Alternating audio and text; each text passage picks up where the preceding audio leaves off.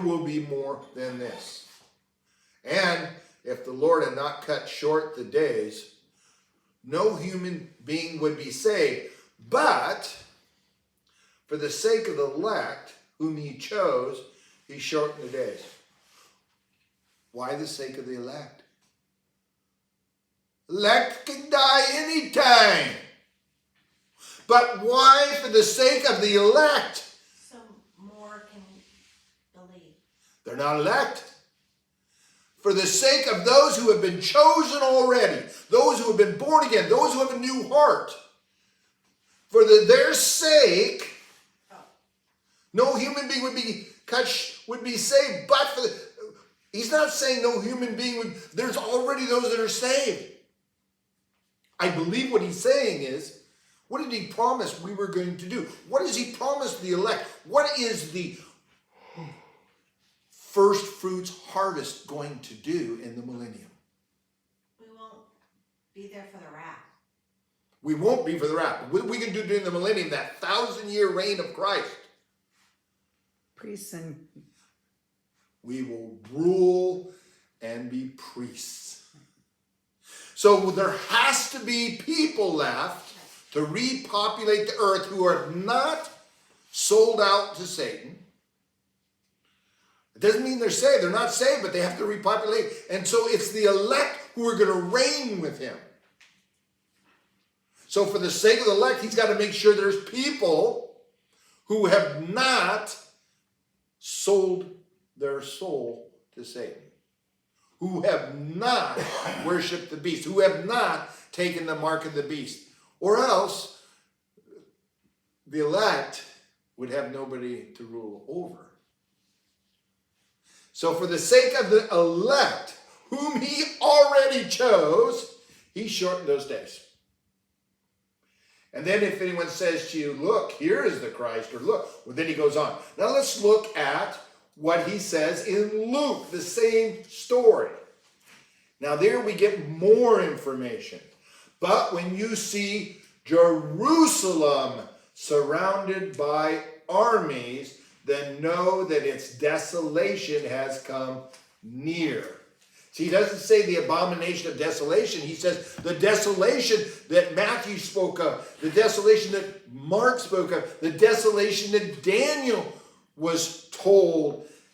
That desolation has come near. And what is new here? We're told that Jerusalem will be surrounded by armies. That is the day we are looking for. It is on that day we have less than 3.5 years. And because it says, unless those days were shortened, we wouldn't have anybody to rule over in the millennium.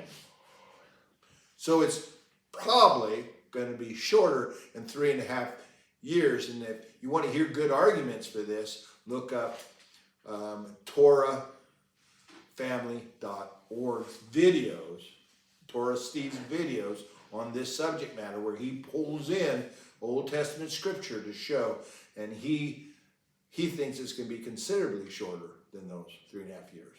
description will be in the links below. The description will be in the links below. Because Steve is good at this. I told you that, Steve, if you ever see this. Okay, so then he says right here, so same event, but when you see Jerusalem surrounded by armies, then know that its desolation has come near. Jerusalem's desolation has come near. Then let those who are in Judea, remember, Judea, flee to the mountains. And let those who are inside the city depart. Get out of there. If you're in Jerusalem and you're a child of God and you've been elected, God should have already warned you. You should have watched and known this. And when you start to see the armies surrounding Jerusalem, I think I'm going to go somewhere else. Depart and not let those in the country enter it. For now we're told the purpose of this. For these are days of vengeance, to fulfill all that is written. Now there's many, many scriptures we can go back. Jeremiah, Isaiah, Zephaniah, Zechariah, Genesis. Obadiah. Maybe in Genesis. When Peter stomped the head of the serpent. Yes, all the way back to the original. Vengeance against these people as it has been written. These days are vengeance. And what is vengeance? We talked last week. What's the difference between vengeance and wrath? Vengeance is when we get what we deserve by God.